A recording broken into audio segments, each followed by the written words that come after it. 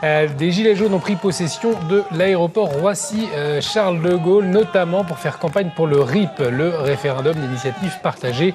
Une promesse d'Emmanuel Macron lors du grand débat qui n'a pas été suivie selon eux. Et pour plus de précision, nous retrouvons tout de suite sur place notre reporter Guilma aussi.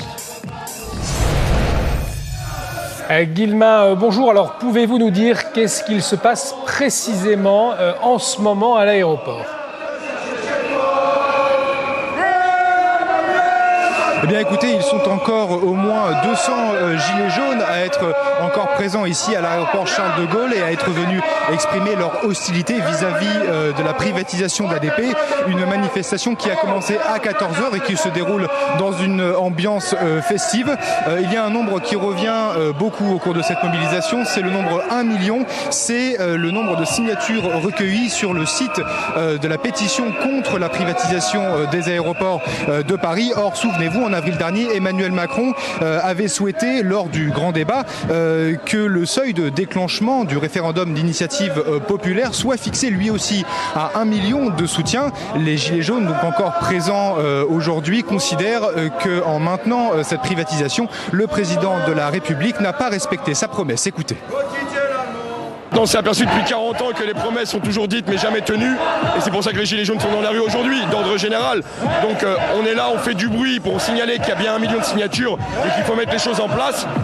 Espérons qu'on soit enfin écouté. C'est pas l'impression que ça nous donne, mais au moins on aura essayé et on continuera d'essayer tant qu'on ne sera pas écouté. Vous croyez qu'il en a quelque chose à faire du 1 million, monsieur Macron ?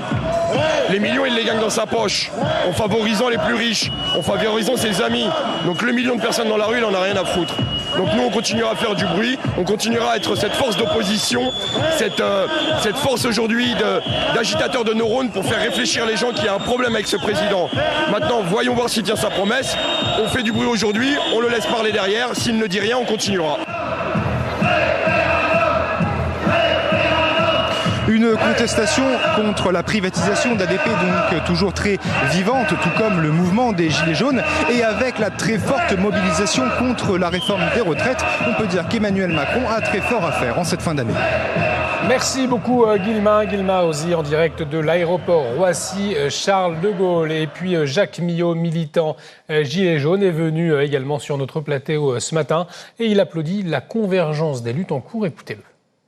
Là, on arrive vraiment à une convergence qui ne s'est pas faite pendant un an, mais là, on y arrive de plus en plus. Le gouvernement nous a beaucoup aidé dans ce sens-là, puisqu'il se met de plus en plus de corporations à dos. Ça touche tellement de personnes et c'est tellement injuste ce qui se passe dans le pays.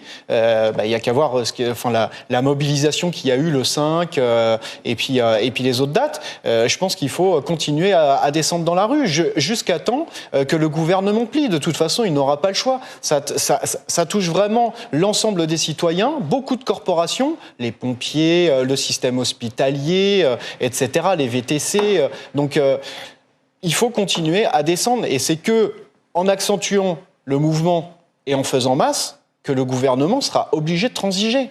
À un moment donné, il n'aura pas le choix.